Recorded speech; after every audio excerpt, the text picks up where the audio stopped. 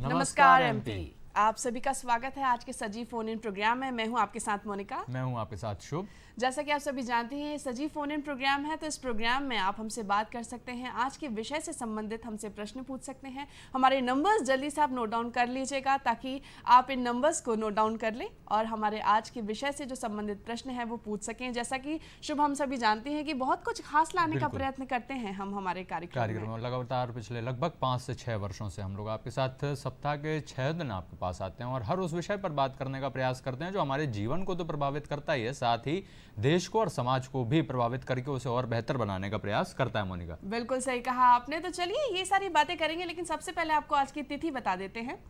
हमारी आज की तिथि है विक्रम संवत 2079 के ज्येष्ठ मास के शुक्ल पक्ष की चतुर्दशी, तदनुसार 13 जून 2022 दिन है सोमवार। आप सभी का ही दिन मंगलमय हो, इसी कामना के साथ हम कार्यक्रम की शुरुआत कर रहे हैं। और भाई तिथि हमने आपको बता दी है, लेकिन किसी भी कार्यक्रम या किसी भी शुरुआत के पीछे यदि एक अच्छा विचार हो तो विचार के साथ उस कार्यक्रम की यदि हम शुरुआत करते हैं तो हमारा पूरा कार्यक्रम दिन बहुत अच्छा जाता है। तो चलिए आज का विचार भी देख लेते हैं कि क्या है आज का विचार। आज का विचार है कि हमारा व्यवहार गणित के शून्य की तरह होना चाहिए, चाहे जो स्वयं कोई कीमत ना रखता हो लेकिन दूसरों के साथ जुड़े रहने पर उसकी कीमत बढ़ जाती है। बिल्कुल शून्य की तरह ही हमारा व्यवहार होना चाहिए हमेशा ही। जैसे कि शुभ और हम बैठे हुए हैं, हम दोनों जब बातचीत करेंगे तो कुछ अलग खास निखर कर आएगा। बिल्कुल मैं शून्य हो सकता हूँ मोनिका के साथ बैठने पर, तो ऐड शायद कुछ भी हो जाए और यही ऐड हुआ है इतिहास में। पिछले कई शताब्दियों में हमने बहुत कुछ देखा है। हमारे देश की संस्कृति, देश के इतिहास से संबंधित, चाहे विज्ञान हो, चाहे कला हो या फिर माइथोलॉजी हो, देखेंगे कि क्या कुछ खास है। 13 जून जो आज मोनिका ने बताया 2022 की आज तारीख है, नए सप्ताह की शुरुआत हो रही है, लेकिन 13 जून क्यों विशेष रहा है पिछले दशकों में, पिछली शताब्दियों में, उस पर एक नज़र डाल देते हैं और देखते हैं कि क्या कुछ इतिहास में खास हुआ है आज के दिन यानी 13 जून के दिन। तो शुरुआत करेंगे सबसे पहले 1290 से। 1290 में आज ही के दिन जलाउद्दीन फिरोज खलजी ने दिल्ली पर कब्जा कर खलजी वंश की स्थापना की, उसे शुरुआत दी। 1757 में आज ही के दिन ईस्ट इंडिया कंपनी के लॉर्ड क्लाइव ने मुर्शिदाबाद में 1800 ब्रिटिश सैनिकों और 2000 भारतीय सैनिकों के साथ नवाब सिराजुद्दौला पर आक्रमण किया। 1932 में आज ही के दिन महान क्रांतिकारी निर्मल चंद सेन का निधन हुआ और आज ही के दिन महात्मा गांधी उन्हीं के पुण्य स्मरण में 1932 में लंदन में गरीबों के साथ उन्होंने एक रात बिताने का निर्णय लिया था। 1940 में आज ही के दिन क्रांतिकारी सरदार उधम सिंह को जनरल डायर की हत्या के आरोप में फांसी की सजा दी गई।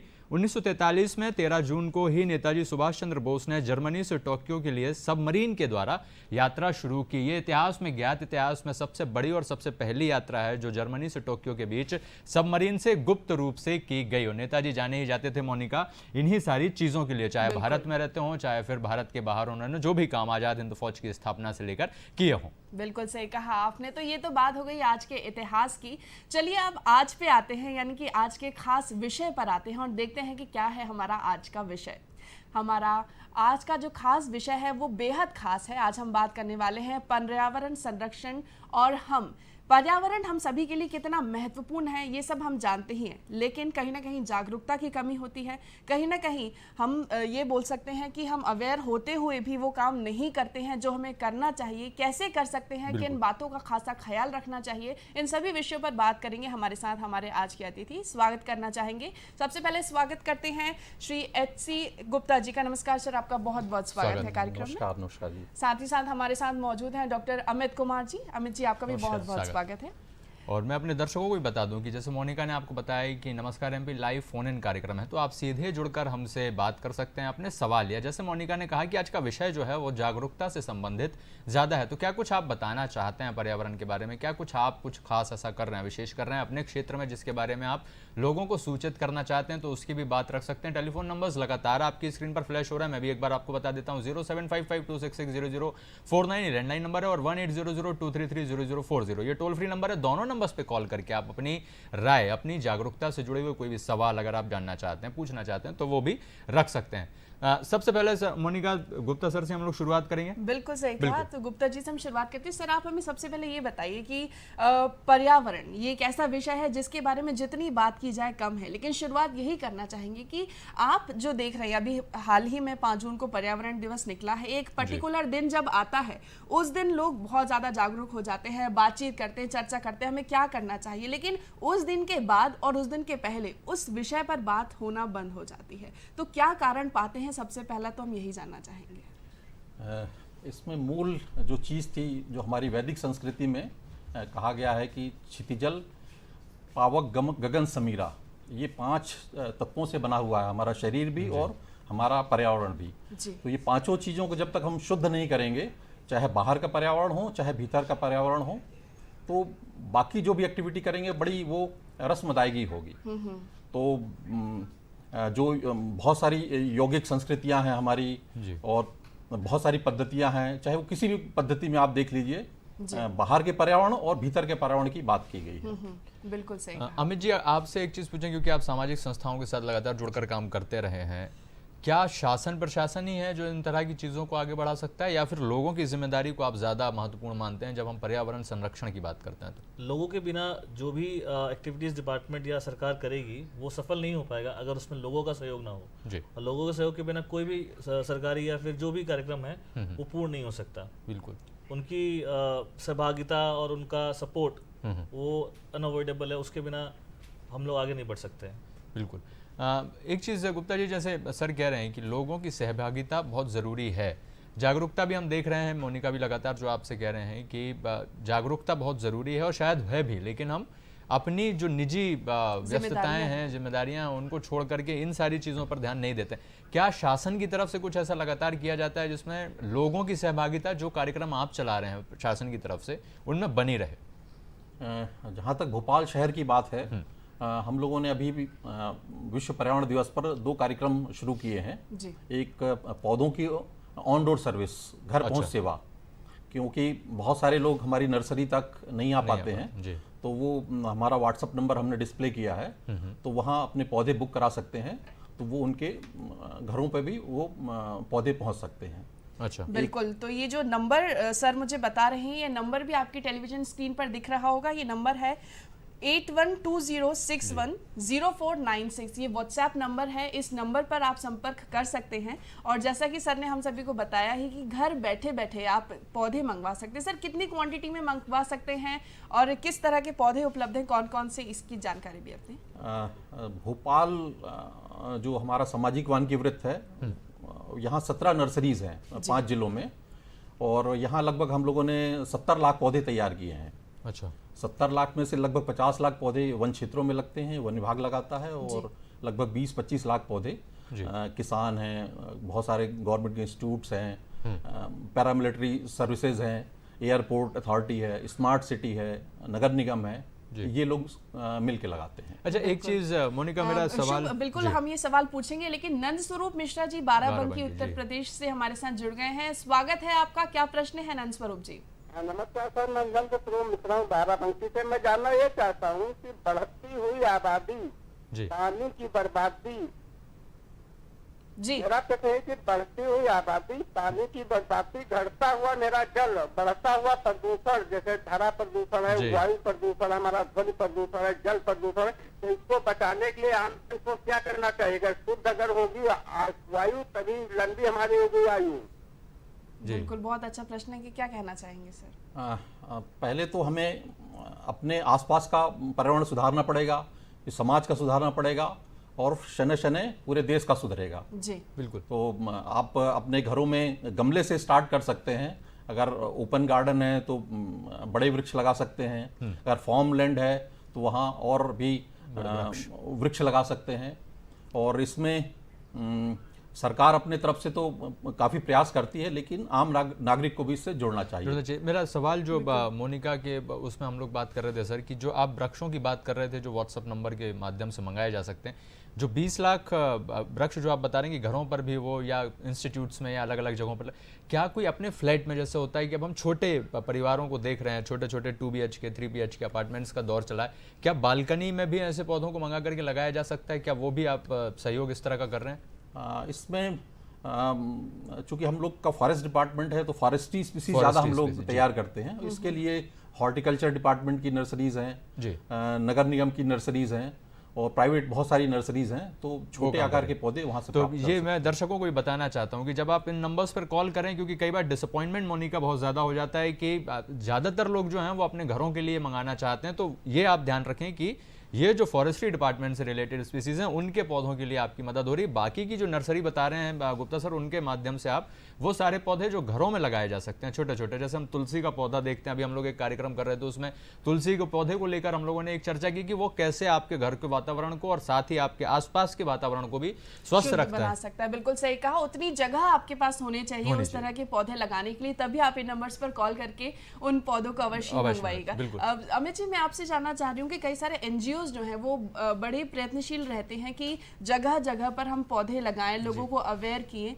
और आजकल तो ये भी चल रहा है कि हम जो भी घर में फल खाते हैं उनके बीज फेंके नहीं, उनको सहेज कर रखें, और जब ट्रिप पे निकलते हैं तो अपने आसपास उनको वितरित करते जाएं या फिर डालते जाएं, ताकि भविष्य में चलकर वो कहीं ना कहीं एक पौधा बनेगा, पेड़ बनेगा। तो इस तरह की किस तरह की चीजें हो रही हैं और एनजीओज आपके किस तरह सपोर्ट कर रहे हैं?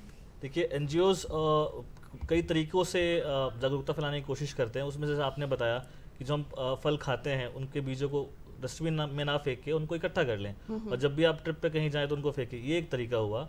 उसके अलावा मड बॉलिंग का आजकल खूब चल रहा है कि लोग मड बॉल्स बनाते हैं और उसको फिर उसको जंगलों में या फिर जो खाली बैरन लैंड्स उनमें फेंका जाता है। उसके अलावा आप जो जिन भी पिकनिक स्पॉट्स पे जाते हैं, जैसे भोपाल सिटी के अंदर केरवा है, जहाँ पे अभी हमने कुछ सप्ताह पहले प्लास्टिक और जो कूड़ा कचरा जो था उसका बेसिकली अवेयरनेस प्रोग्राम कराया था, तो कलेक्शन करवाया था, तो हमें उसमें बहुत सारा कचरा मिला।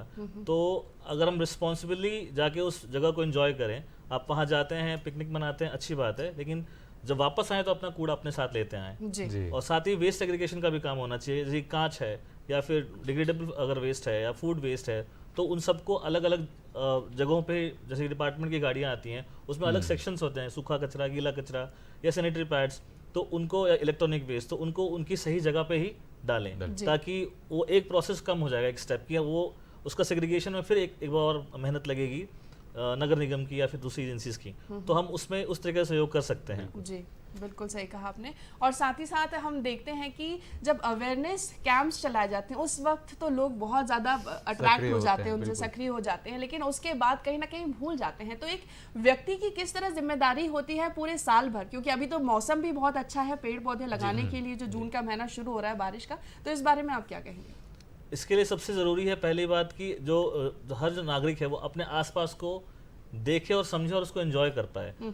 आप जब तक उसकी महत्ता नहीं समझेंगे तब तक आप उसकी केयर नहीं कर सकते हैं। तो आप जहाँ भी रहते हैं, आपका ऑफिस है, आपका घर है, उसके आसपास क्या चीज़ें ऑलरेडी हैं पहले वो देखिए, किस तरह के पौधे हैं, किस तरह के पक्षी आते हैं आपके यहाँ, उनको अगर एक बार आप महसूस करना शुरू करेंगे तो धीरे धीरे वो आपके जीवन के जो दिनचर्या है उसमें आप वैसी एक्टिविटीज़ नहीं करेंगे जिनसे उनको नुकसान पहुँचे।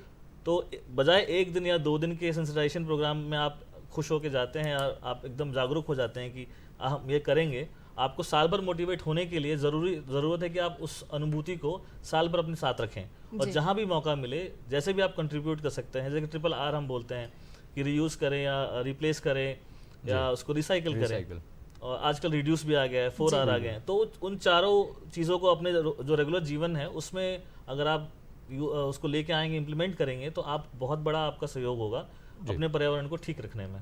बिल्कुल जी। शुभम जी जुड़ गए हैं हमारे साथ फोन लाइन के जरिए। तो शुभम जी, स्वागत है आपका, क्या प्रश्न है? जी नमस्कार मैम। मैम मैं ये जानना चाह रहा था, मैम हम लोगों ने अपने घरों में साइकिलिंग के लिए जो प्लांट्स लगाए हैं मैम, उसमें चींटियां वगैरह जो हो जाती है, कीड़े वगैरह हो जाते हैं, मैम उससे हम कीटनाशक का तो प्रयोग नहीं करते हैं उसमें, क्योंकि उससे मैम हमें भी कुछ नुकसान होगा। तो मैं ये जानना चाह रहा नेचुरल तरीके से हम उन्हें कैसे हटा सकते हैं।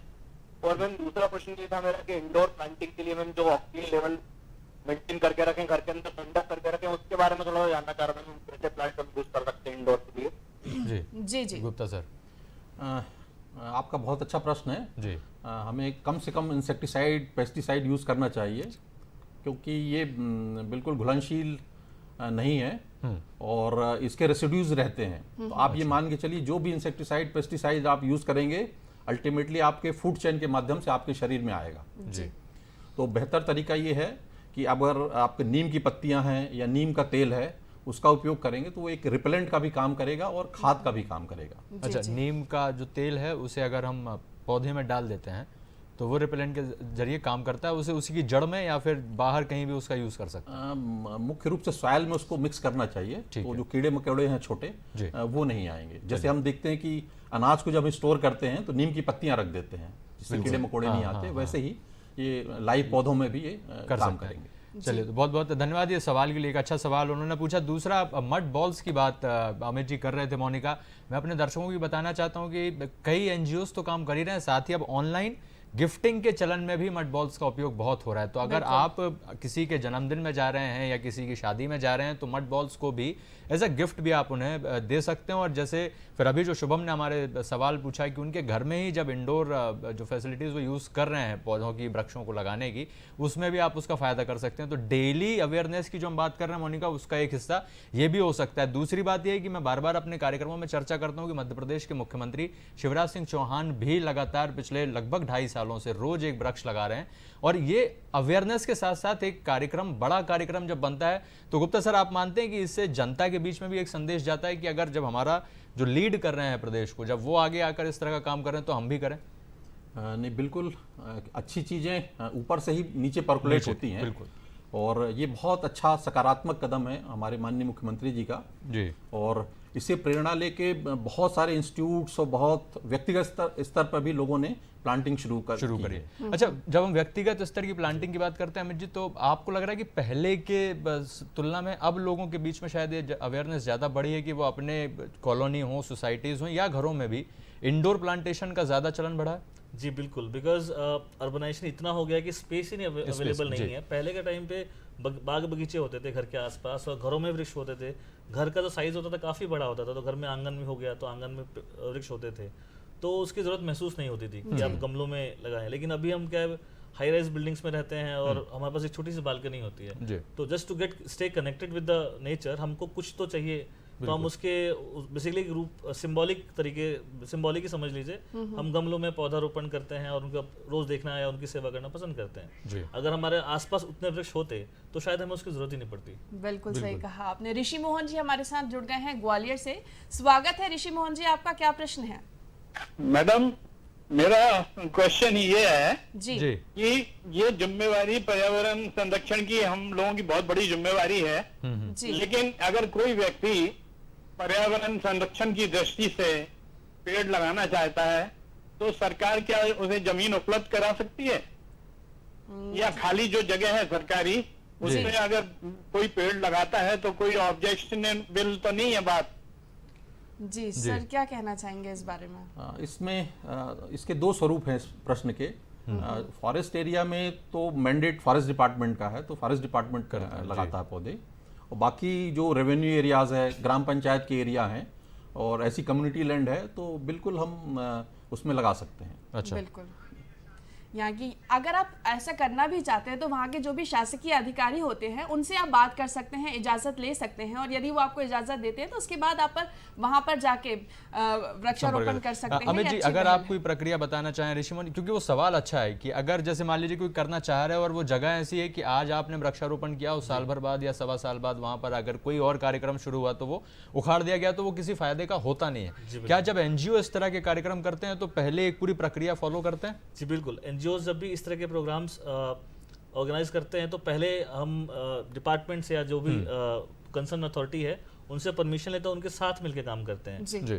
तो बेसिकली जब एनजीओ काम करता है तो उसके दो पार्टनर्स होते हैं, एक जो शासन होता है और दूसरा सिटीजन्स होते हैं। तो उनके परमिशन के बिना या उनके सपोर्ट के बिना हम नहीं काम कर सकते। दूसरी बात, जैसे कि आपने बताया कि अगर पौधे लगा दिए जाएं और वहाँ पे कुछ दूसरी प्लानिंग हो तो फिर वो अनअवॉइडेबल हो जाता है, उनको फिर दोबारा तो सारी मेहनत हमने जो की है वो खराब हो सकती है। तो बेहतर होता है कि हम शासन से पहले बात कर लें और जो भी हम जगह देख रहे हैं किसी भी एक्टिविटी के लिए, उसको सुनिश्चित करने से पहले उनसे परमिशन ले ली जाए और उनको साथ ले लिया जाए। बिल्कुल, तो काम आसान हो जाता है। बिल्कुल। हम बात कर रहे हैं पर्यावरण और हम पेड़ पौधों की, हमने बहुत सारी बातें की और सच में ये हमारी जिम्मेदारी है, नैतिक जिम्मेदारी है कि हमें अपने आसपास हरियाली बनाए रखनी चाहिए। लेकिन पर्यावरण में पेड़ पौधों के संरक्षण के अलावा बहुत सारी ऐसी चीजें आती हैं जिनका हमें खासा ख्याल रखने की आवश्यकता होती है। यदि हम नदियों की भी बात करें सर, तो वो भी हमारे लिए बहुत महत्वपूर्ण होती हैं। पेड़ तभी लग पाएंगे जब हमारे पास पानी अच्छी मात्रा में उपलब्ध होगा, हमें धूप अच्छी मिलेगी, तो हर तरीके से पेड़ों को भी उनका पूरा खाना मिलेगा, तभी पौधे अच्छे से लग पाएंगे। तो उसके प्रति हमारी किस तरह की जिम्मेदारी होती है? लोग वहाँ जाते हैं, अपने घर में जो भी फूल पत्ते जो भी चीज़ें रहती हैं उन्हें नदियों में विसर्जन कर देते हैं, तो क्या कितनी हद तक ये सही है और क्या करना चाहिए इसकी रोकथाम के लिए?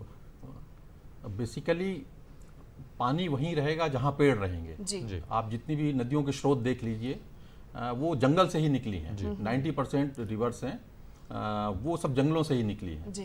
क्योंकि जो पेड़ों की रूट्स हैं वो एक स्पंज का काम करती हैं। बरसात में वो इकट्ठा कर लेती हैं जल और फिर साल भर वो रिलीज करती रहती हैं। तो इसीलिए हमारी नदियाँ सदा नीरा रही हैं पहले से। लेकिन बहुत सारी बसाहटें आ गईं और बहुत सारी रुकावटें आ गई नदियों में, और उसके किनारे के जो जंगल थे, पेड़ थे, वो खेती के लिए कटते गए। इसीलिए हमारी नदियाँ सदा नीरा नहीं रही हैं। इसलिए नदियों के किनारे वृक्षारोपण तो बहुत ही आवश्यक है। जब वन क्षेत्र की बात करते हैं सर मुख्य रूप से, तो एक चीज़ देखते हैं कि हम उस जैसे प्रकृति का वो एक क्षेत्र बन गया है कि वन क्षेत्र जो है वो पूरी तरह से प्रकृति के लिए ही समर्पित है। हम अब बार बार उसको भी इंक्रोच करने का प्रयास कर रहे हैं, उसमें भी जाकर चाहे वो वन हो या वहाँ के जीव हों, उनके साथ भी हम खिलवाड़ करने का लगातार प्रयास कर। क्या उसका फर्क हमें आज भी देखने को मिलता है और आने वाले टाइम में और ज़्यादा देखने को मिलेगा, या फिर आपको लग रहा है कि उसमें भी अब कोई परिवर्तन आ रहा है, लोगों में जागरूकता आ रही? इसी साल हम लोगों ने महसूस किया है 48 डिग्री 49 डिग्री। एग्जैक्टली। तो ये तो बढ़ता ही जाएगा जी। और इसका सबसे बड़ा दुष्परिणाम फसलों पे आएगा। बिल्कुल। क्योंकि जब क्रॉप मैच्योर होती है तो उसको एक पर्टिकुलर टेम्परेचर चाहिए जी। और अगर ये उससे ऑप्टिमम टेम्परेचर से बाहर जाएगा टेम्परेचर, तो आपके फल नहीं बनेंगे जी। तो फिर ये बहुत बहुत बड़ी समस्या आने वाली है आगे। तो इसीलिए हमें ज़्यादा से ज़्यादा पेड़ लगाना चाहिए, अपने खेतों में, सार्वजनिक जो भूमि है वहाँ करना चाहिए, और विभाग तो अपने स्तर से कर ही रहा है। बिल्कुल सही कहा आपने, विभाग अपने स्तर से ये कार्य कर रहा है, लेकिन हम लोगों की जो नैतिक जिम्मेदारी होती है अपने घर पर, अपने आसपास पेड़ लगाने की, वो हमें पूरी करनी चाहिए। हम बात कर रहे थे कि पेड़ लगाना चाहिए, लेकिन किस दिन लगाना चाहिए? शुभ, जब भी हम अपनी बात करते हैं कब लगाना चाहिए, तो हम सोच में पड़ जाते हैं हम ऐसे कौन से खास दिन पे ये काम करें। तो सिर्फ पर्यावरण दिवस का इंतजार नहीं करें, आपके घर पे किसी का जन्मदिन आता है उस दिन आप पेड़ लगा सकते हैं, किसी की एनिवर्सरी आती है उस दिन आप पेड़ लगा सकते हैं। यदि ऐसे कोई वृक्ष आपके घर में मौजूद हैं जिन्हें जगह ज़्यादा चाहिए, तो आप उन्हें घर में थोड़ा सा ग्रो करने के बाद मंदिरों में उन्हें दे सकते हैं कि मंदिर के आसपास वो उन पेड़ों को लगा सकें ताकि वो पनप सकें। क्योंकि कई बार हम ऐसे पेड़ लगा लेते हैं उसके बाद उन्हें डिस्ट्रॉय ही करना पड़ता है, वो सूख जाते हैं कई बार। तो इस तरह के कार्य आप कर सकते हैं। सर, आप हमें बता रहे थे अवेयरनेस के लिए बहुत सारे कार्य किए जा रहे हैं, लेकिन आजकल तो ऐसी भी बहुत सारी चीज़ें बन रही हैं जिसे हम अगर फेंक भी देते हैं तो उसके बाद उनमें से बीज, उनके अंदर बीज मौजूद रहते हैं और वो खुद ब खुद एक पौधे का रूप लेते हैं। इस तरह की किस तरह की चीज़ें हैं, किस तरह की प्रोडक्ट्स मौजूद हैं मार्केट में? तो आजकल गिफ्ट के रूप में बहुत सारे प्रोडक्ट्स आ रहे हैं। पेंसिल्स के अंदर आता है कि जो उसमें सीड होती है, तो वंस इट्स बीन यूज्ड, तो आप जब थ्रो करते हैं या अपने गमले में लगाएंगे तो उसमें पौधा निकल जाएगा। ऐसे विजिटिंग कार्ड्स आते हैं आजकल जिसमें तुलसी के जो छोटे पौधे होते हैं उनके बीज होते हैं, तो उनको आप अपने गमले में डालेंगे तो एक आपको छोटा पौधा मिल जाएगा। तो बहुत सुंदर गिफ्ट आइटम हो सकता है, किसी को आपको अगर गिफ्ट करना हो तो वो बहुत सुंदर गिफ्ट आइटम हो सकता है। साथ ही साथ आप अपने जो अगर आप विजिटिंग कार्ड रखते हैं तो आपकी ग्रीन ब्रांडिंग हो सकती है कि आप पर्यावरण संरक्षण में आपका सहयोग है। तो इस तरह के आप कार्यक्रम कर सकते हैं। बिल्कुल। और हम साथ ही साथ पॉलीथीन की भी जब भी बात करते हैं, प्लांट्स को जब हम लेकर आते हैं घर में तो उसमें पॉलीथीन लगी होती है, छोटा सा पौधा रहता है, तो कई बार वो भी बहुत बड़ा वेस्ट का एक साधन हो सकता है। तो सर, इसके लिए क्या कोई विकल्प आ गया है या किस तरह की चीज़ें आने लगी हैं, मार्केट में मौजूद है? इसमें वन विभाग ने एक पहल की है कि बिना पॉलीथीन के हम लोग रूट ट्रेनर्स में पौधे तैयार करते हैं। अच्छा। वो कपनुमा होते हैं और उसमें पॉलीथीन नहीं होती है। तो वो जहाँ हमें पौधारोपण करना होता है तो वो रूट ट्रेनर ले जाएंगे और उसको निकाल के वो सीधे वो रोपित कर देंगे। तो जो पॉलीथीन का वेस्ट है उसमें पॉलीथीन का वेस्ट नहीं होगा। जी जी। एक तो ये चीज़ हुई। दूसरी, हम लोग एक्सप्लोर कर रहे हैं कि बायोडिग्रेडेबल हमें पॉलीथीन मिल जाए और वो पॉलीथीन सही थी उसको लगा दिया जाए तो उससे प्रदूषण भी नहीं होगा और जब वो डिकम्पोज होगी तो बहुत सारे उसमें न्यूट्रिएंट्स रहेंगे, तो एक वो मेन्योर का भी काम करेगा। वो बिल्कुल, एक क्या तरह से बात है। रिसाइकलिंग उसकी हो सकती है। जीवों की जब बात करते हैं मोनिका, वो एक मेरा प्रश्न है, क्योंकि कई जीव जब हम लोग किताबों में पढ़ते थे, विज्ञान की किताबों में, स्कूलों में, तो देखते थे कि उनकी तादाद बहुत है। लेकिन पिछले 15-20 वर्षों में ही एक चीज़ जो मैंने भी अनुभव की है कि कई ऐसे जीव हैं जो क्षेत्रीय हमारे स्तर पे होते हैं, शहरों में होते थे, कस्बों में होते थे, वो भी अब बिल्कुल मिनिमम दिखते हैं या दिखते ही नहीं है। जैसे गौरैया चिड़िया एक ऐसी जीव है जो पहले बहुत होती थी, लगभग मुझे लगता है 4-5 साल पहले भी बहुत होती, अब एकदम से उसकी तादाद कम हुई है। क्या हम अपनी तरफ से कुछ गलत कर रहे हैं सर, या फिर ये चलन है प्रकृति का कि उनकी अब संख्या कम हो रही है? उसमें पहले सब जगह जंगल पानी सब हुआ करते थे जी। और खाने का उनको पदार्थ मिलता था, तो इसलिए बहुतायत में थे। जी। अब अर्बनाइजेशन होने के कारण पक्की बिल्डिंगें बन गई। पुराने समय में छप्पर के घर हुआ करते थे, तो गौरैया वहाँ अपना घोंसला बना सकती थी। जी। और अब सब चीज़ें रेडीमेड आने लगी हैं। पहले हम लोग सूपे से अनाज छानते थे, उसका जो वेस्ट बनता था उससे अब गौरैया अपना पेट भरती थी। बिल्कुल। तो ये सब छोटी छोटी चीज़ें हमारी जो हैं वो इन चीज़ों के विलुप्ति का कारण बन गई हैं। बिल्कुल। अमित जी, क्या इन चीज़ों को हम फिर से वापस ला सकते हैं या वापस नहीं ला सकते हैं? तो जो बचा हमारे पास है, क्या उसको संरक्षित कर सकते हैं? जी बिल्कुल। आजकल वर्नाकुलर आर्किटेक्चर बहुत चलन में है। उसमें हम कोशिश करते हैं कि जो कंक्रीट की जगह या जो बाकी आजकल का जो मॉडर्न इंफ्रास्ट्रक्चर है उसको हम ग्रीन सब्सटेंसेस से रिप्लेस करें। जी। और जैसे कि कुछ आजकल मिट्टी के घर बना रहे हैं, इसके अंदर मिट्टी, चूना, रेजिन, ये सब मिला के घर बनाते हैं। और उसमें थोड़ा मेंटेनेंस होता है, लेकिन लॉन्ग टर्म में वो कॉस्ट फ्रेंडली ही होता है। जी।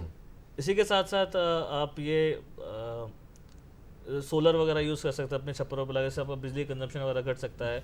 नेस्ट बॉक्सेस लगा सकते हैं पक्षियों के लिए। आप अपने घर के बाहर एक दाने का जो बर्ड फीडर बोलते हैं जी। तो वो आप रख सकते हैं। पानी का एक प्याला रख सकते हैं गर्मियों के टाइम में, बिकॉज इतनी गर्मी हो रही है, 40-45 डिग्री टेम्परेचर जा रहा है, तो ऑब्वियसली पक्षियों को भी पानी की जरूरत होती है, खासकर बिल्टअप एरिया के अंदर, शहरी इलाकों के अंदर। तो आप अपनी बालकनी में एक पानी रख सकते हैं। कोशिश करें कि वो मिट्टी के बर्तन में रखें ताकि उसका तापमान ना बढ़े। बिल्कुल, ये बहुत ही अच्छी बात है और एक अच्छी पहल भी है जो हम सभी को करनी चाहिए। पर्यावरण की बात होती है तो अपने आसपास स्वच्छता की भी हम बात करते हैं। गुप्ता सर, मैं आपसे ये जानना चाहूंगी कि जब लोग घूमने के लिए आते हैं, एक वन विहार की ही यदि हम एक बात करें तो घूमने के लिए आते हैं, तो कई सारे पर्यटक ऐसे भी रहते हैं, कुछ खाने पीने की चीजें अपने साथ लेके आए, डस्टबिन में ना डालनी, इधर उधर फेंक दी, तो उससे भी बहुत ज्यादा फर्क पड़ता है। तो उस अवेयरनेस के लिए क्या करते हैं या उन पर पेनल्टी लगाई जाती है, किस तरह से लोगों को अवेयर किया जाता है? जहाँ तक आपने वन विहार की बात की, तो वन विहार भोपाल का बहुत पर्यावरण के हिसाब से बहुत खूबसूरत क्षेत्र है। बिल्कुल, बहुत खूबसूरत। और ये किसी भी राजधानी में करीब 4.5 स्क्वायर किलोमीटर का ग्रीन बेल्ट कहीं नहीं है। ये हमारा भुज वेटलैंड साइड है, ये जू भी है, ये एक रेस्क्यू सेंटर भी है। जी। तो कल ही की बात है कि लगभग 8,500 लोग वन विहार विजिट किए और बहुत बेदर्दी से उन लोगों ने कचरा फेंका वहाँ पे। जी। तो ये लगता है कि बहुत दुख होता है, क्योंकि शहरी जनता है यहाँ की, पढ़ी लिखी जनता है, और बहुत सारे पैकेट्स, चिप्स, वो डस्टबिन जबकि बहुत सारे लगे हुए हैं, क्योंकि हमारी आदत में है कि जहाँ हमने खाया वहीं फेंका। तो इस प्रवृत्ति को थोड़ा सुधार लाएंगे और ये भीतर से ही चीजें सुधरेंगी, तभी उसका परिणाम अच्छा है। हमारे हमने देखा है जब तक लोगों के ऊपर पेनल्टी नहीं लगाई जाती है ना, जब तक कुछ सख्त नियम नहीं आते हैं, तब तक लोग सुधरने का नाम नहीं लेते हैं, चाहे वो कोई भी व्यक्ति हो। हम अपनी स्वयं की भी यदि बात करें तो आप उस सिलसिले में क्या सोच रहे हैं? क्या ऐसी कोई पेनल्टी लगानी जानी चाहिए या फिर उनसे ही हम बोले कि आपने ये कचरा यहाँ पर फैलाया है, इसके आसपास अब इसके विकल्प के तौर पे आपको एक पेड़ लगाना होगा, या फिर आपने कचरा फैलाया तो आपकी जिम्मेदारी है, अब आपको ये करना होगा। तो ऐसा कुछ भी हम कर सकते हैं कि ताकि जागरूकता भी फैल सके? इसमें जैसे मैंने कहा कि ये स्वप्रेरणा से आए तो उसके परिणाम बहुत अच्छे होते हैं। जी। लेकिन आजकल कोर्ट भी बहुत सारे अच्छे डायरेक्शन दे रही है। जमानत पे भी छोड़ती तो कहती है कि आपको 50 पेड़ लगाने हैं और उसका पालन करना है, और वो एजेंसी से सर्टिफिकेट भी लेती है। तो ये बहुत अच्छी पहल है। बिल्कुल। और ये ज़रूरी भी है मोनिका, क्योंकि पर्यावरण संरक्षण की जब हम बात करते हैं तो हमारे देश की स्थिति भी बहुत अच्छी तो नहीं ही है। अभी यूएन के जो लिस्ट है उसमें हमारा नंबर 180वां है, मतलब 295 देशों में अगर 180 हैं तो स्थिति तो गंभीर है। और वही जो मोनिका कह रही है कि जब तक आप स्वयं से आगे नहीं आएंगे, जो गुप्ता जी और अमित जी बार बार कह रहे हैं कि अब हम उस दौर में आ गए हैं जब हमें खुद ही आगे आकर ये सब करना पड़ेगा, क्योंकि अभी जो महामारी का समय भी हमने देखा मोनिका, वो भी इसी से संबंधित है। अगर हम जीवों की, अपनी ऑक्सीजन की, अपनी दैनिक चर्या की अगर पूरी जो दैनंदिनी है उसे सही रखते तो शायद ये समस्याएं नहीं होनी थी, लेकिन क्योंकि हमने ध्यान नहीं दिया तो अब जो बचा है उसे बचाने की तो बहुत अच्छे से कोशिश करनी पड़ेगी, प्रयास करना पड़ेगा सर। बिल्कुल। तो आप दोनों ही यहाँ पर आए, इतनी महत्वपूर्ण चर्चा आपने हमारे साथ की, आप दोनों का ही बहुत बहुत धन्यवाद। हमें पूरी उम्मीद है कि लोगों ने जरूर कुछ ना कुछ सीखा होगा और प्रेरणा ली होगी और अपने आसपास स्वच्छता बनाए रखेंगे, पर्यावरण के प्रति जो उनकी जिम्मेदारी है उसे जरूर निभाएंगे। आप दोनों का ही बहुत बहुत धन्यवाद। और जैसे कि हम हमेशा ही बात करते हैं, शुभ भी कह रहे थे कि हमारी नैतिक जिम्मेदारी रहती है, वैसे ही यदि हम अपने बच्चों के लिए सोचते हैं कि उनका भविष्य अच्छा हो, लेकिन यदि उन्हें पर्यावरण ही अच्छा नहीं मिलेगा, उनका स्वास्थ्य ही अच्छा नहीं रहेगा बिना अच्छे पर्यावरण के, तो फिर आप उन्हें क्या दे रहे हैं। अपने बच्चों के बारे में सोचिए, पर्यावरण को अच्छा बनाइए। शुभ, क्यों ना हम एक पर्यटन स्थल की ही सैर कर लें इस वक्त और देखते हैं कि हमारे आसपास प्रकृति कितना खूबसूरत रंग लिए हुए है।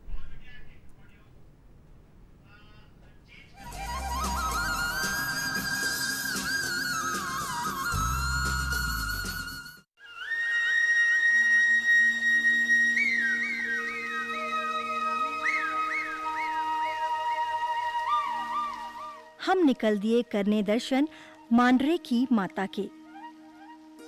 मांडरे की माता का यह प्राचीन मंदिर ग्वालियर रियासत के तत्कालीन शासक द्वारा तकरीबन 135 वर्ष पूर्व कराया गया था।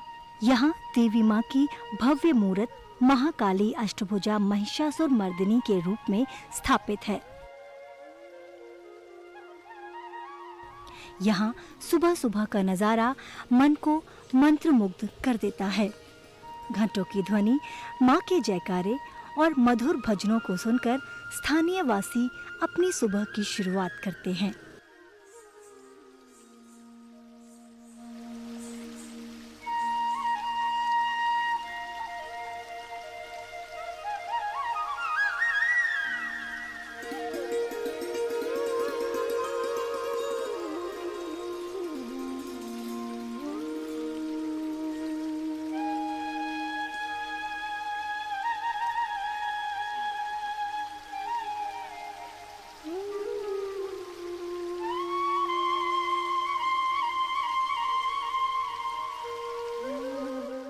नवरात्र में मांडरे की माता के दर्शन करने दूर दूर से श्रद्धालु यहाँ आते हैं। सुबह से ही माँ के दर्शन के लिए लंबी लंबी कतारें लग जाती हैं। साथ ही भव्य मेले का भी आयोजन यहाँ किया जाता है। आसपास कई सारे अस्पताल भी हैं। यहाँ से रोगियों के परिजन आकर माँ से गुहार लगाते हैं और जब उनकी मनोकामना पूर्ण हो जाती है तो भक्त आकर माँ के दरबार में घंटा भी चढ़ाते हैं।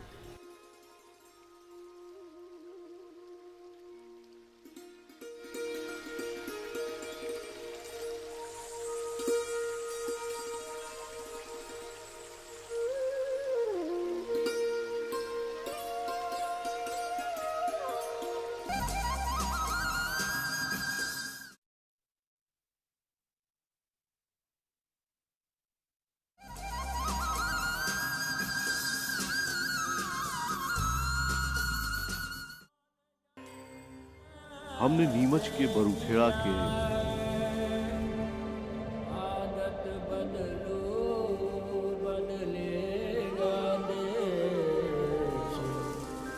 सबसे पहले मन स्वच्छ किया। नामुमकिन को हाँ मुमकिन हमने करके दिखाया है। जन जन ने हाथ मिलाकर सपना सच्चा बनाया है। सदियों से जो ना देखा किसी ने वो सपना है देखा। हाँ स्वच्छ बने भारत अपना बापू से यही है सीखा। इतिहास में है दर्ज हुई भारत की यात्रा। सत्याग्रह से स्वच्छाग्रह तक, सत्याग्रह से स्वच्छाग्रह तक इतिहास में ये दर्ज हुई भारत की यात्रा। सुथरा सत्या कैसे सच्चा कर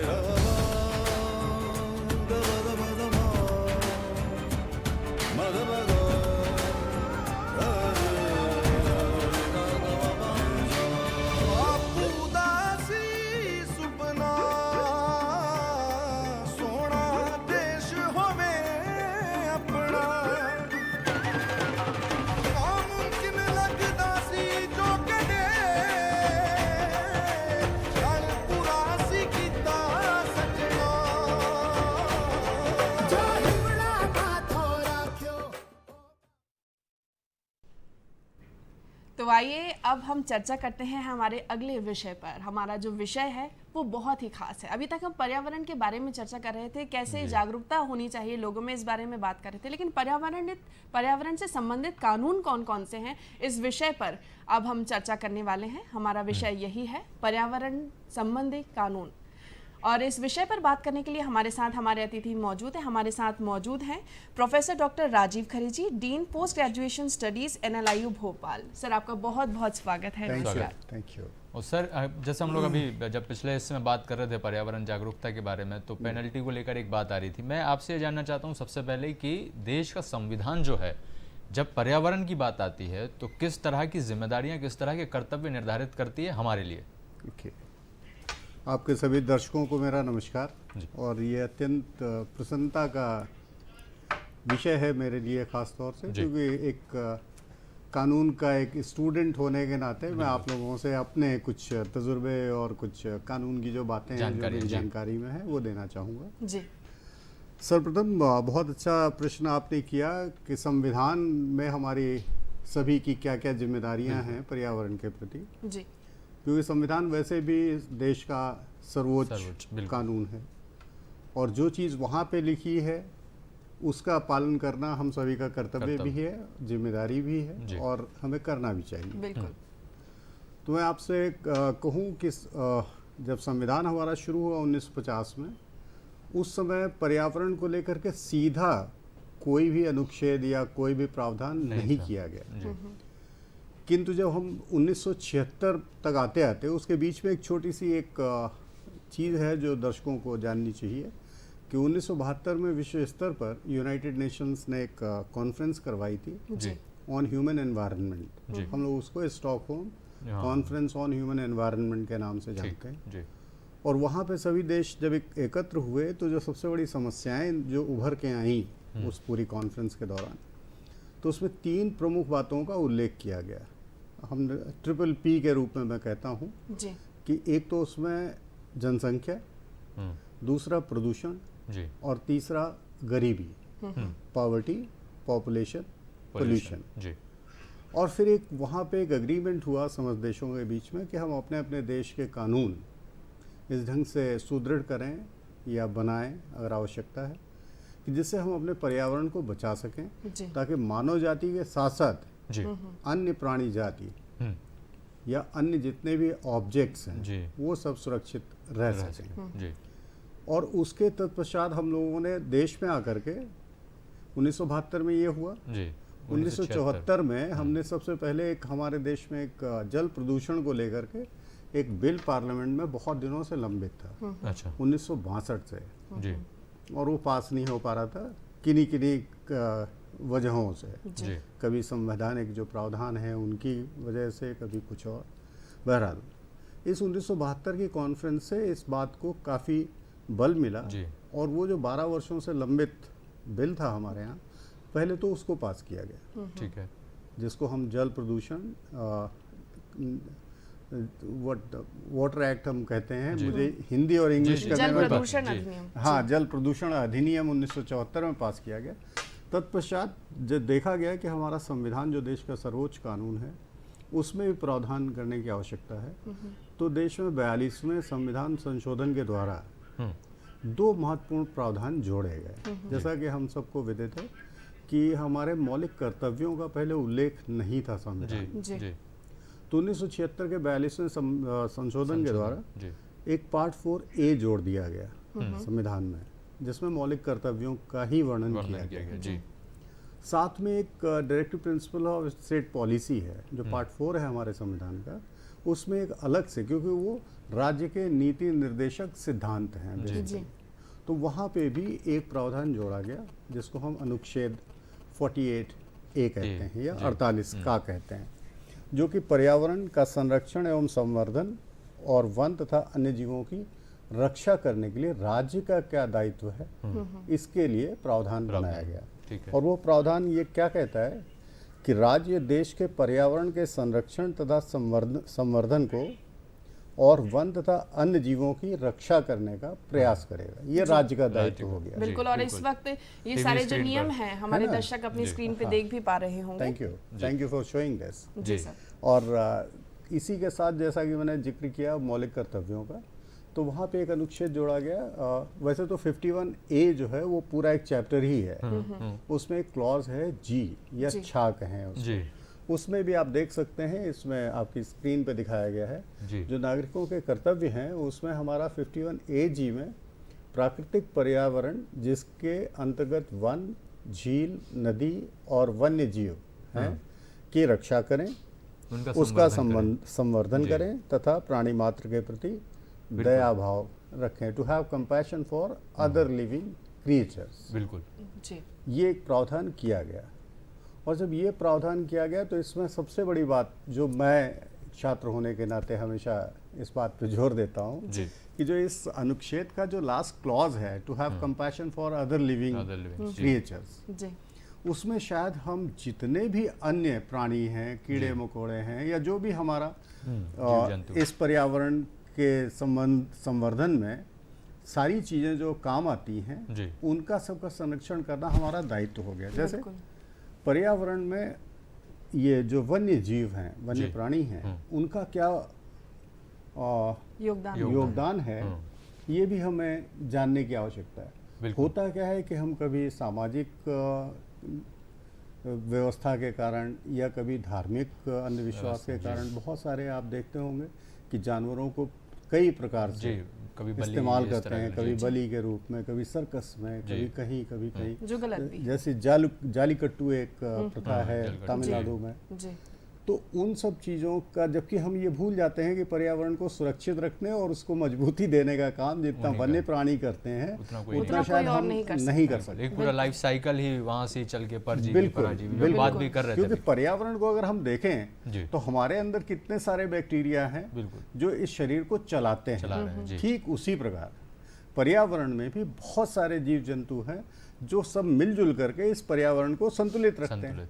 तो जब हम एक का नाश करेंगे तो स्वाभाविक है कि वो कहीं ना कहीं असर होगा, और जो असर होगा वो शायद हमारे कार्यों के द्वारा हुआ है, तो सबसे ज़्यादा प्रभावित भी हम होंगे। मैं सर ये जानना चाह रहा था, जब हम प्रभावित होने की बात करते हैं और जैसे सामाजिक प्राणी, मनुष्य को ही कहा गया है कि ये सामाजिक जीव है एक तरह का, हम भी जीव ही हैं। जब हम बात करते हैं कि हम ही गलत कर रहे हैं, तब किस तरह के कानून और किस तरह के ऐसी धाराएं, या यूं कहें कि जब आप किसी नियम का फॉलो नहीं कर रहे हैं या किसी कानून को नहीं मान रहे हैं, जैसे अभी मोनिका बात कर रही थी कि जागरूकता के नाम पर अभी हमारे पिछले सीजन में गुप्ता सर बैठे थे, तो वो कह रहे थे कि कल ही 8,500 लोग वहाँ गए वन विहार में और उन्होंने वहाँ पे जहाँ खाया वहीं गंदगी छोड़ दी। क्या इस तरह के चीज़ों से निपटने के लिए हमारे पास कानून है, या फिर आपको भी लगता है कि ये जागरूकता से ज़्यादा बेहतर होने वाली चीज़ है? देखिए, मुझे व्यक्तिगत रूप से ऐसे लगता है कि हम अपने अधिकारों के प्रति तो बहुत सचेत हो गए, जागरूक हो चुके हैं, लेकिन कर्तव्यों की जहाँ बात आती है वहाँ मैं अपने आप को अलग कर लेता हूँ। आपका कर्तव्य है, आपका कर्तव्य है, आपका कर्तव्य है, ये बताना शुरू कर देता हूँ। आपको ऐसा नहीं करना चाहिए, उनको ऐसा नहीं करना चाहिए, अपने आप को बचाता हूँ। हमें क्या करना चाहिए ये हमने बिल्कुल। ये शायद मुझे लगता है कोई तर्कसंगत बात नहीं है। रही बात कानूनों की, और कानून में इस पेनल्टी क्लॉज की कि ऐसे प्रावधान है कि नहीं, हम अगर कानून गिनाने बैठ जाएंगे तो शायद ये पूरा जो हमारा सेशन है ये ख़त्म हो जाएगा और कानूनों का जिक्र ख़त्म नहीं होगा। इतने पीनल प्रोविजंस हैं हमारे यहाँ। लेकिन उनसे ज़्यादा जो बड़ी बात है, मुझे लगता है आज देश काफ़ी कुछ समझ चुका है और युवा विशेष तौर से इस बात को समझता है कि उन्हें इस पर्यावरण को किस ढंग से सुरक्षित रखना है, किस ढंग से संरक्षित रखना है, संरक्षण करना है। क्योंकि शायद अब हम ये सब भलीभांति समझ गए हैं कि पर्यावरण की सुरक्षा में ही हमारी सुरक्षा निहित है। बिल्कुल। अगर हमारा पर्यावरण नहीं सुरक्षित रहेगा तो कब तक हम ये एसी और जो वैकल्पिक बिल्कुल। व्यवस्थाएं हैं इनके भरोसे कब तक रह पाएंगे। वही अभी हम लोग चर्चा जैसा भी कर कल रहे थे। कल का जी। एक उदाहरण देना चाहूंगा मैं। कल सवेरे का जो तापमान। मौसम था, जी। तापमान था, या जो ओवरऑल जो एक ऑरा था, जी। और जो आज इस वक्त है, दोनों को देखिए ना भाई, बहुत डिफरेंस है। बहुत डिफरेंस है। कल हम सबको अच्छा लग रहा था, जी। क्यों? क्योंकि प्रकृति थोड़ी सी शांत शांत हो गई। जी। और इसी को अगर थोड़ा आगे बढ़ाऊं मैं, क्योंकि परसों शायद थोड़ी बारिश हुई थी। जी। अभी हम लोगों ने 2 वर्ष एक बहुत ही महामारी से बिल्कुल। जूझे हैं, पूरा जी। देश जूझा है, संसार जूझा है। उस वक्त पे मैंने पाया कि जो कानून में जो स्टैंडर्ड्स होते हैं ना, जी। कि नॉट टू इमिट डिस्चार्ज, है ना, पोल्यूटेंट्स जी, इन एक्सेस ऑफ बिल्कुल। स्टैंडर्ड प्रिस्क्राइब, अगर मैं उनको देखता हूँ तो शायद जो मिनिमम स्टैंडर्ड्स थे ना, उससे भी नीचे आ गया, नीचे। जी। उससे भी नीचे थी। एयर क्वालिटी इंडेक्स जी। वो इतनी शुद्ध हो गई थी। मैं ये बिल्कुल आपके चैनल में बैठ करके ये नहीं कह रहा हूँ कि सारे औद्योगिक गतिविधियां बंद बंद कर हो दी जाएं, सारे जी, जी। डेवलपमेंट के प्रोजेक्ट्स बंद कर दिए जाए। नेवरदलेस हमें इस बात को देखना है कि भाई उतना ही करिए जितना सतत पोषणीय विकास जी। इस पर्यावरण के समाकुल व्यवहार से। जितना बिल्कुल। पर्यावरण झेल सकता है उतना ही प्रदूषण फैलाइए, अन्यथा नहीं, वरना जो दिक्कतें हमें होंगी ना वो हम सोच भी नहीं सकते सोच भी हैं। नहीं सकते। और बिल्कुल। पर्यावरण से ज्यादा मोनिका आपकी आने वाली पीढ़ियां जो झेल पाए वो बिल्कुल। करिए, क्योंकि इम्यूनिटी हमने, सर जो महामारी की आप बात कर रहे हैं, इम्यूनिटी हमने देखा मोनिका सबसे बड़ा कारण थी किसी को भी कोविड के टाइम पे बीमारी जकड़ लेने का और उसका इतना सीवियर हो जाने का कि अगर आपकी इम्यूनिटी कमजोर है तो फिर सर्वाइव करना मुश्किल हो रहा है। और इम्यूनिटी सीधा पर्यावरण से जुड़ रही है, सीधा जो हम खा रहे हैं उसी चीजों से जुड़ रही है। बिल्कुल सही जहाँ कहा तक आपने। आपने आने वाली पीढ़ियों की बात की, तो मैं आपको बता दूं कानून के अंतर्गत क्या व्यवस्था की गई। कानून में एक प्रिंसिपल लाया गया है, इंटर जनरेशनल इक्विटी प्रिंसिपल कहते हैं। जी। अच्छा। इंटर जनरेशनल इक्विटी प्रिंसिपल का जो बेसिक फाउंडेशन है वो ये कहती है कि ये पर्यावरण, ये प्रकृति हमने इनहेरिट नहीं की है, मतलब हमने अपने पूर्वजों से नहीं ली है, जी। बल्कि ये आने वाली पीढ़ी से उधार लिया है। जी। एक ट्रस्टी के रूप में इसको हमें संजोना है, संभाल के रखना है, और फिर एज ए ट्रस्टी हमें उसी रूप में इसको पास ऑन करना है। बिल्कुल। तो इसलिए कोई भी मतलब हम कार्य करें तो इस बात का ध्यान रखें कि हमारे आने वाली पीढ़ी हमें कोसे तो नहीं, कम से कम। बिल्कुल सही कहा आपने। तो इसके लिए क्या बचपन से ही अवेयरनेस होनी चाहिए? क्या स्कूल दिनों से ही हमें इतना ज्ञान होना चाहिए, बच्चों के अंदर ये अवेयरनेस फैलानी चाहिए? या फिर अगर हम बात करें कि अगर और क्या इस कानून तरह की के जानकारी, कानून, बिल्कुल, क्या इस की तरह के जानकारी कानून बच्चों को स्कूल में देनी पढ़ाए चाहिए? जाने चाहिए बच्चों को? मैं देखिए आपसे कहूँ कि जहाँ तक पर्यावरण संबंधी पढ़ाई की बात है, तो आजकल जो सिलेबस 1992 से पर्टिकुलरली एक पिटिशन दायर की गई थी, MC मेहता जो बहुत बड़े पर्यावरणविदी हैं, जी। उनके द्वारा सुप्रीम कोर्ट में। उन्होंने उस वाद में सिर्फ इस बात का अनुरोध किया था, किसी के फंडामेंटल राइट्स वगैरह के ब्रीच की बात नहीं की थी, लेकिन उन्होंने ये कहा था कि साहब आप जो है हमें ये जो मौलिक कर्तव्य है हमारा, इसको अगर हम शिक्षित नहीं होंगे तो हम कैसे निभा पाएंगे। उसके तहत सुप्रीम कोर्ट ने CBSE बोर्ड से लेकर के UGC, AICT सारे बोर्ड्स, मतलब राज्य बोर्ड जो भी हैं, उनको सबको निर्देशित किया था। और उसके बाद पर्यावरण की पढ़ाई, कानून की पढ़ाई अलग है, पर्यावरण के बारे में पढ़ाई हर डिसिप्लिन में, right from primary education to top branches of post graduation studies, environmental studies का पढ़ाया जाना तो शुरू हो चुका है। जी जी। लेकिन पढ़ाया जाना मतलब बात पता होनी और उसके अनुसार हम अपना व्यवहार करें, जी। पर्यावरण अनुकूल व्यवहार करें। जैसे हमारी, अगर हम एंशियंट इथिक्स को देखते हैं, जो प्राचीन ग्रंथ हैं, उसमें आप देखिए कितना बढ़िया एक हार्मोनियस लिविंग का एक तरीका बताया गया था। कैसे बहुत सारे वन्य प्राणी जो हैं वो पूजनीय कर दिए गए थे, उनको किसी न किसी देवी देवता के साथ एसोसिएट कर दिया गया था।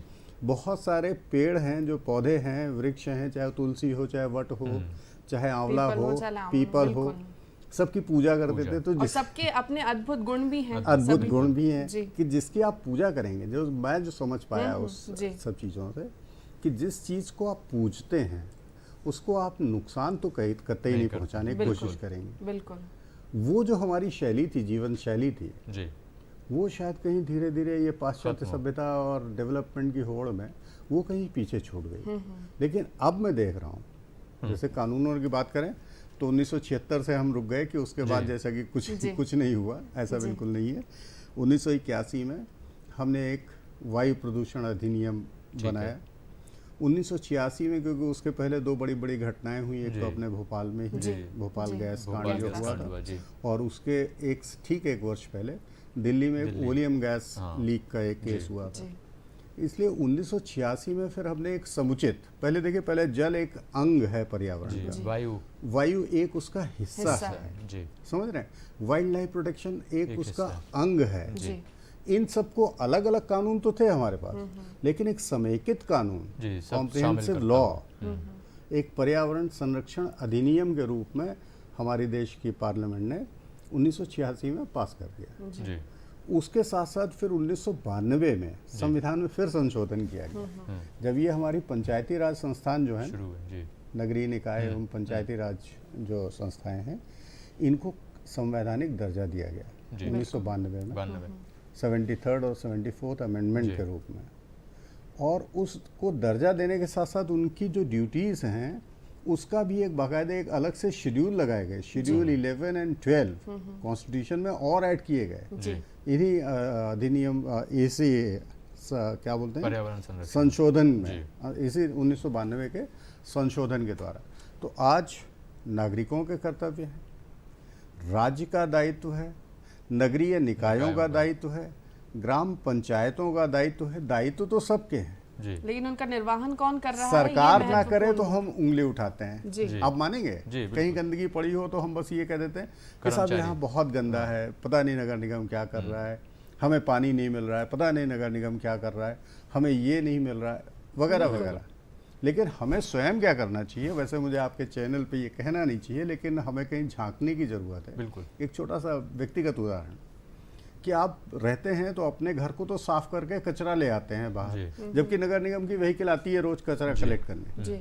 फिर भी आप देखें एक दो आपके हर सोसाइटी में एक दो घर, एक दो लोग ऐसे मिल जाएंगे जो साफ किया और सड़क पर फेंक, बिल्कुल, या कोई खाली प्लॉट पड़ा हुआ है तो उठाया और पूरा कचरा वहाँ पे as if that is a dumping ground. बिल्कुल, वो कहते हैं ना कि एक आदमी कचरा फेंकता है, वो आगे निकल जाता है, दूसरा फेंकता है, तीसरा फेंकता है, चौथा फेंकता है। जब वो पहला आदमी वापस आता है तो ऑलरेडी वहाँ 4 लोग कचरा फेंक चुके होते हैं, तो वो कहता है कि कितना कचरा है, जबकि शुरू उन्होंने नहीं किया है। वो ये कहता है तो इसका ध्यान रखना, और फिर वही जाकर के सब आगे बढ़ के शिकायत करता है कि साहब हमारा तो पड़ोस पूरा बदबू फैल रही है, बीमारी फैल रही है, मच्छर काट रहे हैं और वगैरह वगैरह। तो मुझे लगता है कि हमें स्वयं को जागरूक करने की जरूरत है। मैं अपने आप को ये आपके चैनल्स में ये बात कहना चाहूँगा कि मैं हमेशा ये सोचता हूँ कि क्या मैं स्वयं जागरूक हुआ हूँ, हमारी स्वयं की क्या जिम्मेदारियां हैं, ये जानने की आवश्यकता है। और बहुत ही अच्छी बात कही सर ने कि शुरुआत भी हम ही करते हैं, उसके बाद शिकायत भी हम ही करते हैं। इसलिए यदि हम अपने घर को साफ रखेंगे, अपने सोसाइटी को साफ रखेंगे, अगर हर व्यक्ति ये भी ठान ले कि हम अपनी सोसाइटी को साफ रखेंगे, अपनी सोसाइटी में जो पर्यावरण है उसका संरक्षण करेंगे, अपनी सोसाइटी में पेड़ पौधे लगाएंगे, अगर यही एक एसोसिएशन बना ली जाए सोसाइटी में ही, तो फिर एक एक करके हर जगह को साफ किया जा सकता है, पेड़ पौधे लगाए जा सकते हैं और एक अच्छी व्यवस्था बनाई जा सकती है हमारी आने वाली पीढ़ियों के लिए। बिल्कुल मोनिका जी, कानूनों में कहीं कमी नहीं है। मैं आपको बताऊं कि जो पर्यावरण संरक्षण अधिनियम है उसको इस ढंग से वर्णित किया गया है उसमें कि आप कोई भी नियम बना लीजिए उसके अंतर्गत वो आ ही जाएगा जी। अच्छा, उसके अंतर्गत वो आ ही जाएगा। अब मेरी एक छोटा सा और क्लैरिफिकेशन मैं दर्शकों को देना चाहूँगा कि कई बार क्या होता है कि प्रदूषण नियंत्रण बोर्ड है, जैसे अपने यहाँ स्टेट भोपाल में है, हम समझते हैं कि खाली ये बोर्ड का दायित्व है। प्रदूषण नियंत्रण जो बोर्ड है, पोल्यूशन कंट्रोल बोर्ड, सारा जितना प्रदूषण से जो भी मसले हैं सब उसका दायित्व, ऐसा नहीं है। कानून में भी अलग अलग संस्थाओं को अलग अलग जिम्मेदारियां दी गई हैं। जैसे एक नॉइज पोल्यूशन है, ध्वनि प्रदूषण। ध्वनि प्रदूषण के जो नियम बने हैं वो पर्यावरण संरक्षण अधिनियम के अंतर्गत पारित किए गए हैं, गवर्नमेंट ऑफ इंडिया ने बनाया। ठीक है। ध्वनि प्रदूषण कई कारणों से फैलता है, जैसे व्हीकुलर ट्रैफिक है, ट्रैफिक का नियंत्रण पोल्यूशन कंट्रोल बोर्ड के पास नहीं है, वो हमारी रोड ट्रांसपोर्ट अथॉरिटी करती है। इसी प्रकार से हम जैसे ध्वनि प्रदूषण, ये जो जगराता और ये सब होते हैं, ये लोकल एडमिनिस्ट्रेशन की जिम्मेदारी है, प्रदूषण कंट्रोल बोर्ड का नहीं है। तो हमें ये जानने की जरूरत है कि नियंत्रण किसी का भी हो, जिम्मेदारी किसी की भी हो, सर्वप्रथम तो मेरी जिम्मेदारी है। अपनी जी मैं चाहे ऑर्गेनाइजर हूँ, देखिए मैं इसलिए संविधान के इस अनुच्छेद जी। 51A का मैंने खास तौर से जिक्र किया कि हम सर्वोपरि इस देश के नागरिक हैं। जी 51A जो है वो हम सब पे बराबर से लागू होता है, चाहे हम दूरदर्शन के कर्मचारी हों, चाहे प्रोफेसर हों, चाहे बिजनेस हाउस के हों, चाहे नगर निगम के कर्मचारी हों, ये कानून हम सब पे बराबर से लागू होता है। बिल्कुल ये जिम्मेदारी हमारी सबकी है। और प्रदूषण सबसे ज़्यादा कौन फैलाता है? हम मनुष्य, डिफरेंट कैपेसिटी में।